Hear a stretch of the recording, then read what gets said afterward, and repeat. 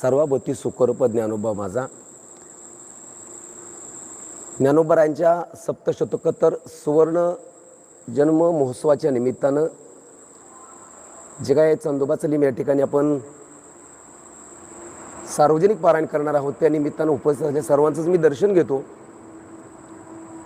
आणि माझ्या मनातील तळमळ मी ज्यांच्या संपर्कात असतो, आमचे आबा महाराज असतील, विश्वासाप्पा असतील, या सगळ्यांच्या जवळ अनेक वेळा असं बोललो की आम्ही जसं संप्रदायामध्ये लहानाचं मोठं होऊ लागलो आहे, त्या काळामध्ये तात्यांच्या मार्गदर्शनाखाली कारखान्यामध्ये एक मोठं पारायण झालं होतं. नंतर यशवंतराव चव्हाण हायस्कूलच्या प्रांगणामध्ये एक मोठं पारायण झालं होतं, गाथा पारायण.